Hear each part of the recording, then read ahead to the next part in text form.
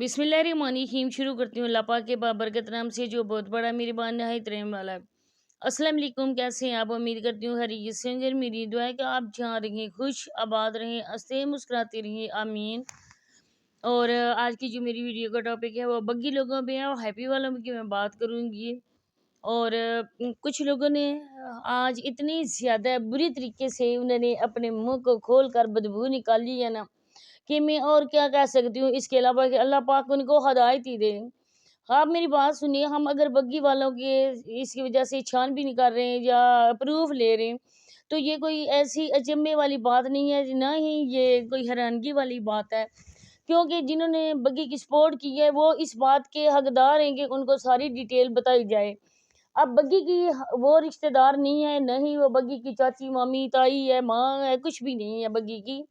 और बग्गी की माँ मौजूद है, बग्गी का बाप मौजूद है, और ये बग्गी की कुछ भी नहीं है, सिर्फ ये केयर टेकर है बग्गी की, और इसको हम कुछ भी नहीं कह सकते। लेकिन ये 100% सच्ची बात है, पक्की बात है कि बग्गी का चैनल इसी मासी के पास है, और ये मासी बग्गी के चैनल पर कोबरा सांप बनकर बैठी हुई है, और इसने फन फैलाया हुआ है। जो बंदा भी बोलेगा मैं उसको डसूंगी। ये इतनी दो मुंह वाली नागिन है ना कि इससे किसी बात की भी उम्मीद की जा सकती है। ये खुद तो नहीं कर सकती, लेकिन अपने लेपालक को आके मेरी वीडियो में भेजती है कि आप लोग जाओ और गज़ल की वीडियो में जाकर आप उसको ये कमेंट्स करो। तो मुझे इस जैसी राह चलती औरत और इस जैसे राह चलते जो इसके बंदे हैं ना, मुझे उनकी ज़रा भी प्रॉपर परवाह नहीं है, क्योंकि अल्हम्दुलिल्लाह मेरे सब्सक्राइबर हैं। अगर मैं कुछ गलत बोल जाऊं तो वो उसी टाइम मुझे टोकते हैं, कहते हैं सिस्टर आप अच्छी हैं और आपकी ऐसी तरबियत नहीं है, आप बिल्कुल ये बातें मुँह से ना निकाला करें। लेकिन सॉरी मेरे प्यारे बहन भाइयों, जब इंसान को गुस्सा आता है ना, इसी वजह से कहते हैं कि गुस्सा आराम होता है। जब गुस्सा आता है तो मैं बोल जाती हूँ, मेरे मुंह से निकल जाती हैं, और बाद में मुझे भी अफसोस होता है कि ऐसी बातें मुझे नहीं करनी चाहिए थी, क्योंकि ये ऐसी मेरी तरबियत ही नहीं है। तो मैं यहाँ पे ये भी कहती चलूँ कि मैं रक्शे वाली बात यहाँ पे पहले करती हूँ कि जब इसने कहा था कि हैप्पी वालों ने उनको रक्षा लेकर दिया था और इसके बाद उन्होंने उसको सेल कर दिया था, और यहाँ पे पहले ये इस बात को मुंह से फूटती भी नहीं थी, ये इस बात की तरफ ध्यान ही नहीं देती थी कि ये कोई बात हुई है, रक्षा का जिक्र कोई बात नहीं। इसके बाद जब कुछ लोगों ने इस पे दबाव डाला और उन्होंने पूछा कि रक्षा का प्रूफ उन लोगों के पास है, बग्गी लोगों का जो रक्षा था उसका प्रूफ हैप्पी वालों के पास है, और तुम इस बात में बिल्कुल भी इनकारी हो कि उन्होंने रक्षा नहीं लिया।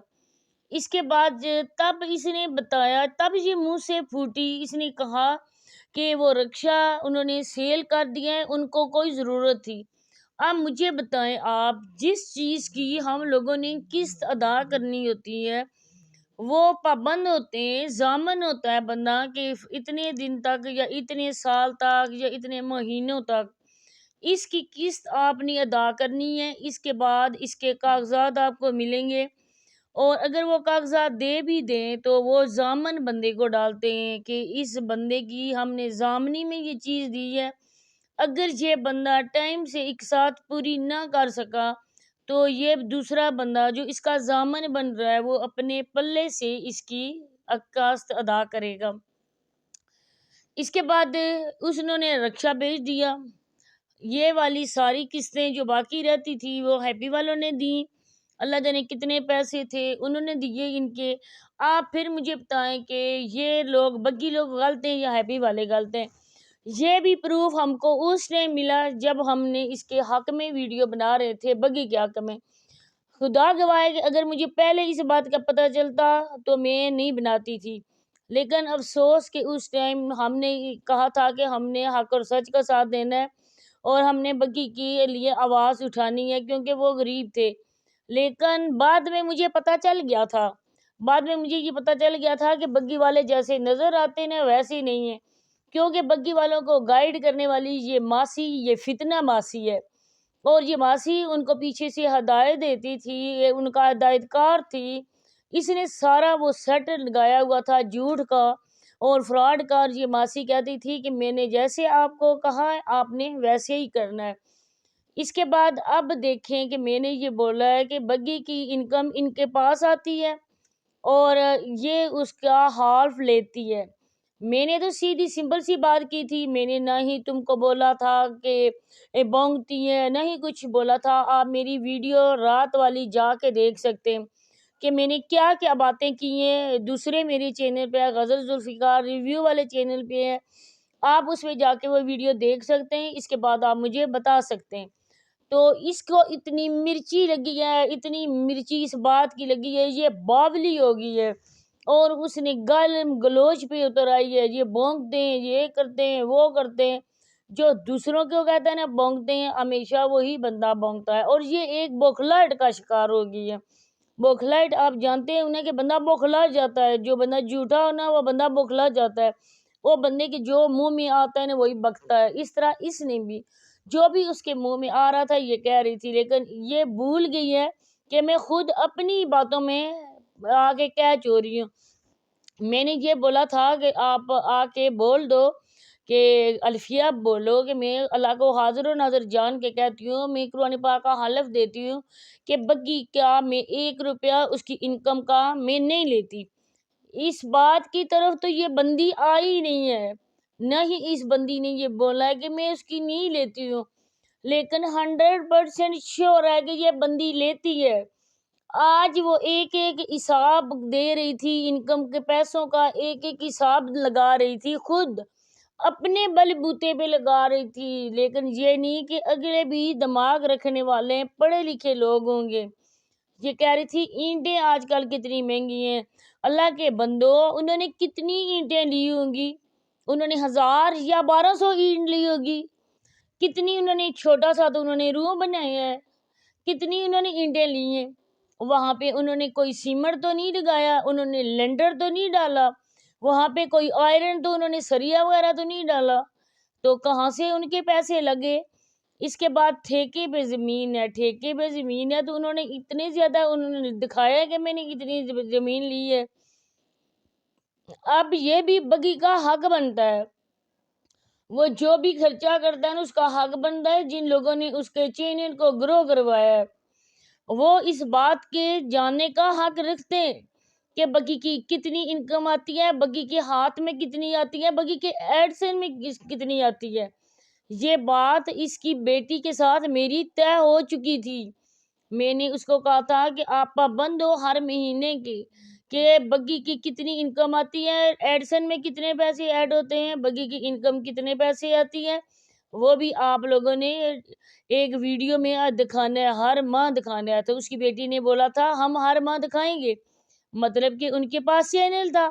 اس بات کو میں خدا کو حاضر و ناظر جان کے کہتی ہوں کہ میری اس کی بیٹی کے ساتھ یہی بات طے ہوئی تھی۔